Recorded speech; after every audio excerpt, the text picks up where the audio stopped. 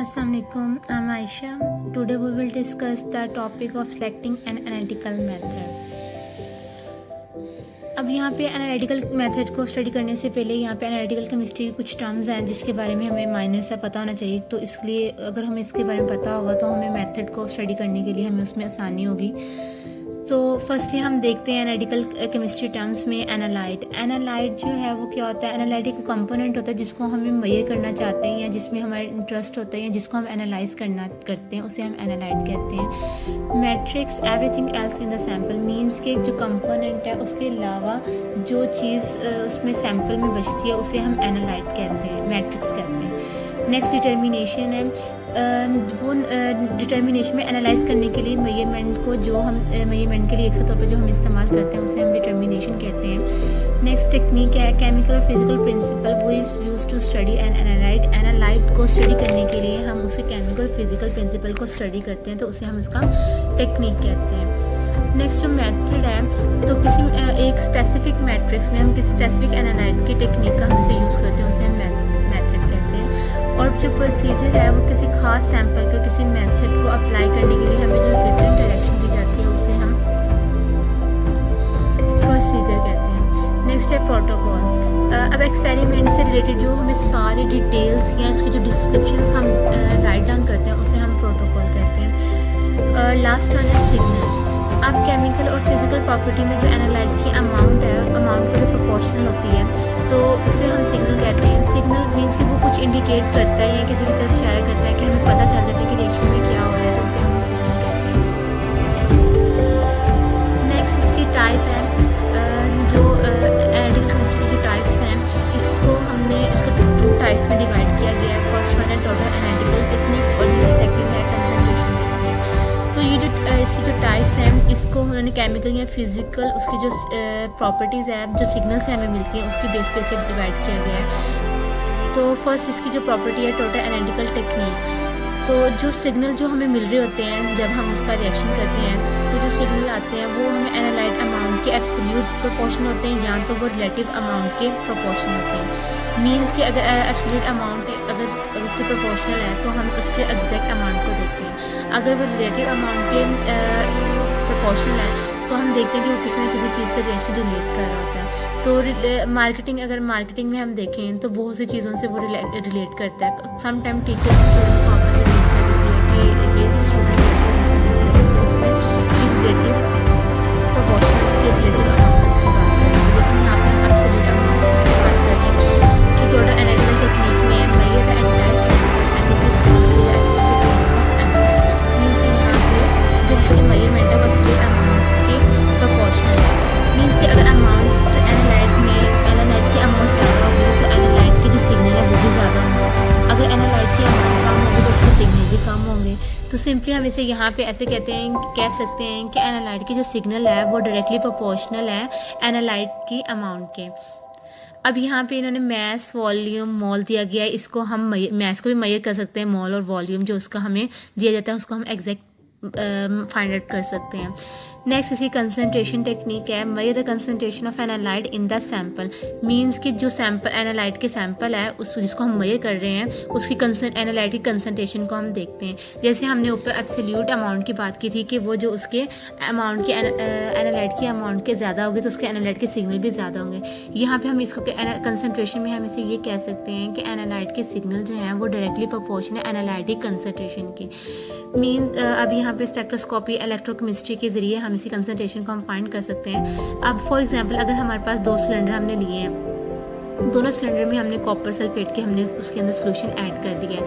अब एक जो सिलेंडर है, फर्स्ट सिलेंडर जो है उसमें जो सोल्यूशन हमने फिल किया है वो 20 ml है और दूसरे सिलेंडर में सोल्यूशन है 10 ml। एक सिलेंडर में सोल्यूशन की क्वांटिटी ज़्यादा है, 20 ml है, दूसरे सिलेंडर में उसकी क्वांटिटी 10 ml है। मीन्स उनकी क्वांटिटी दोनों में डिफरेंट है, लेकिन अगर देखा जाए तो कॉपर की कंसनट्रेशन तो उनमें दोनों में सेम है ना, फ़र्क सिर्फ इसमें क्वांटिटी में आ रहा है, लेकिन उनकी जो कंसनट्रेशन कॉपर के सोल्यूशन में है वो तो सेम है ना। तो नेक्स्ट हम इसके देखते हैं सिलेक्टिंग एनालिटिकल मेथड। अब जो सिलेक्टिंग एनालिटिकल मेथड है, अब हम ये जानने के लिए हमें ज़रूरत होती है कि पार्टिकल एनालिसिस के लिए हमें कौन से एनालिटिकल मेथड को सिलेक्ट करना चाहिए। अगर हम कुछ प्रोटोकॉल और ख़ास तरीके पर अमल करते हैं तो हम सैंपल को एनालाइज कर सकते हैं। लेकिन अगर हमें कोई फैक्टर अगर हमें नहीं दिया गया तो हमने खुद किसी टेक्निक के ज़रिए हमने उस सैंपल को सेलेक्ट करना होता है, सेलेक्टिंग एनालिटिकल मेथड के ज़रिए।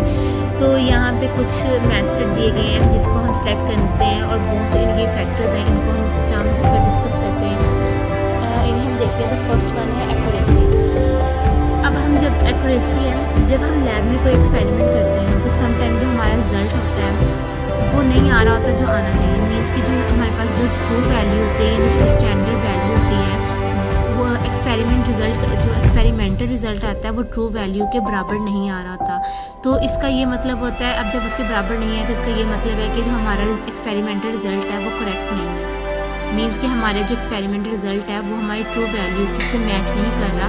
तो इसका मतलब है कि जो हमने एक्सपेरिमेंटल रिज़ल्ट किया उसमें कोई एरर अक्कर आ रहा है, कोई मिस्टेक हो गई, कोई ना कोई प्रॉब्लम उसमें हमारी क्रिएट हो गई है।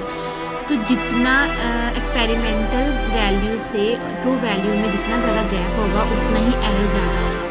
और जितना एक्सपेरिमेंट रिज़ल्ट ट्रू वैल्यू के पास होगा तो इसका मतलब होगा कि हमारा जो रिज़ल्ट है वो एक्यूरेट आया। क्लियर? मीन्स कि जो हमारा एक्यूरेसी मीन्स ये है कि जो हमारी एक्सपेरिमेंटल वैल्यू है ट्रू वैल्यू के बराबर आनी चाहिए, उसके पास आनी चाहिए। अगर वो दोनों आपस में सेम नहीं है, उनमें ट्रू वैल्यू और एक्सपेरिमेंटल वैल्यू में गैप आ रहा है, इसका मतलब है कि यहाँ पर कोई एरर क्रिएट है। और नेक्स्ट प्रिसीजन।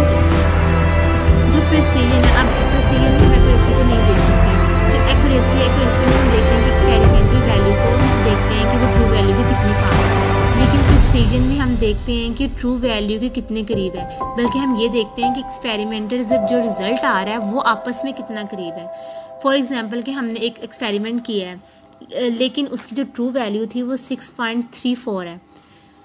जो हमने एक्सपेरिमेंट करना है उसकी ट्रू वैल्यू है 6.34, लेकिन जब हमने एक्सपेरिमेंट किया तो उसकी वैल्यू है 6.38। कितना ज़्यादा उनमें गैप है। तो हमने उसका हमें ये वैल्यू बराबर नहीं आ रही, ट्रू वैल्यू और एक्सपेरिमेंटल वैल्यू में बहुत ज़्यादा गैप है। तो हमने एक्सपेरिमेंटल वैल्यू को सेकंड टाइम अटैम्प्ट किया तो हमारा सेकंड टाइम अटैम्प्ट पे 6.39 हमारे पास एक्सपेरिमेंटल वैल्यू आ गई है। पहले हमारे पास एक्सपेरिमेंटल वैल्यू आई थी 6.38, नेक्स्ट टाइम आई 6.39। मीन्स कि जो एक्सपेरिमेंटल वैल्यू ये दोनों आपस में बहुत करीब हैं, बहुत क्लोज हैं, लेकिन ट्रू वैल्यू से ये बहुत ज़्यादा डिफरेंट है, बहुत गैप है इनमें। तो इसका ये मतलब है कि जो एक्सपेरिमेंटल वैल्यू ये दोनों आपस में क्लोज हैं, इसका मतलब ये आपस में प्रिसीजन है, इनमें प्रिसाइज है। एक्यूरेसी में हम देखते हैं कि एक्सपेरिमेंटल वैल्यू का ट्रू वैल्यू के करीब होना, अगर वो करीब है तो एक्यूरेसी है, लेकिन प्रिसीजन में दोनों एक्सपेरिमेंटल वैल्यू के करीब होती हैं, तो इसका मतलब यहाँ पे प्रिसीजन ज़्यादा हो रही है। नेक्स्ट इसकी देखते हैं सेंसिटिविटी। किसी भी मेथड या इंस्ट्रूमेंट के एनालिसिस के दौरान किसी एनालाइट को सेंस करने की जो एबिलिटी है, जो सलाहियत होता है, उसको हम सेंसिटिविटी कहते हैं। अगर किसी मेथड की सेंस ज़्यादा है तो इसकी सेंसिटिविटी ज़्यादा होगी। मीन्स अगर एक्सपेरिमेंट में हमें कोई ना कोई सिग्नल हमें मिलते हैं कि ये मेथड है, इसमें ये चीज़ें हैं, इसमें ये एनालाइट है, या इस एनालाइट से इस एनालाइट में क्या फ़र्क है, इन दोनों के सिग्नल लेते हैं, जो सेंस हमें मिलती है उसको हम सेंसिटिविटी कहते हैं। मीन्स कि एक चीज़ से दूसरी चीज़ को चेंजिंग जो उसमें आ रही है, ability to establish data change is significant. Means कि एक एनालाइट से दूसरे एनालाइट को जो चीज़ बना रही है, जो उसकी सेंस है, वो उसे हम सेंसिटिविटी कहते हैं। नेक्स्ट वन है डिटेक्शन लिमिट। अब यहाँ पे जो है ना, समटाइम जो सेंसिटिविटी होती है, सेंसिटिविटी को हम डिटेक्शन लिमिट के साथ कंफ्यूज कर देते हैं, लेकिन ये दोनों जो है वो अलग चीज़ है। जो डिटेक्शन लिमिट है, ये एक सैम्पल है, मीन्स कि एक सैम्पल है, उसमें दो एनालाइट हैं, एक एनालाइट की कंसनट्रेशन ज़्यादा है और एक एनालाइट की कंसनट्रेशन कम है। लेकिन जो हमारा मेथड है, मीन्स कि जो हम टेक्निक यूज़ कर रहे हैं या जो मेथड हमारा, उसको इस काबिल होना चाहिए कि एनालाइट में जो कम से कम कंसनट्रेशन है वो उस एनालाइट को भी डिटेक्ट कर ले। तो अगर हमारा मेथड कम कंसंट्रेशन या स्मॉल अमाउंट ऑफ एनालाइट की कंसंट्रेशन को डिटेक्ट करता है, तो इसका मतलब है कि जो हमारा मेथड की डिटेक्शन लिमिट है ना, वो बहुत अच्छी है। ठीक, सेंसिटिविटी में ये है कि किसी तरह के एनालाइट है तो उसे हम सेंस कर सकते हैं, लेकिन डिटेक्शन लिमिट में ये है कि हमने smallest amount of analytical can determine with confidence, means smaller amount of analytic concentration को हम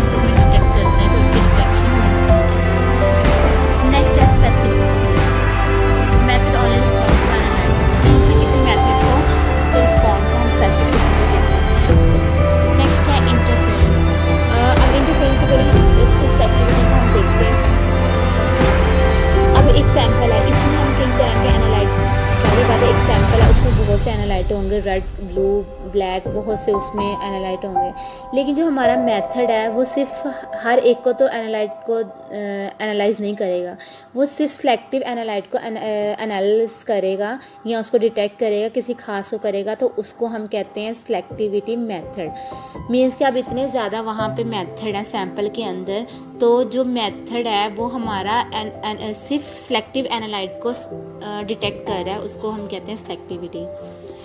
अब बहुत से अब सैंपल में सिर्फ एनालाइट तो होने से रहे, वहाँ पे और भी बहुत सी चीज़ें होंगी। तो एनालाइट के अलावा जो चीज़ें उसमें होती हैं, सैंपल के अंदर मौजूद होती हैं, उसको हम कहते हैं इंटरफेरेंट। एनालाइट का सिग्नल मींस कि अब जो एनालाइट है उसका सिग्नल अलग होगा और इंटरफेरेंट का सिग्नल अलग होगा। अगर हम एनालाइट सिग्नल के अंदर इंटरफेरेंट सिग्नल को प्लस कर दें तो ये हमारा ओवरऑल सैंपल का सिग्नल बन जाएगा। नेक्स्ट है सेलेक्टिविटी कोएफिशिएंट।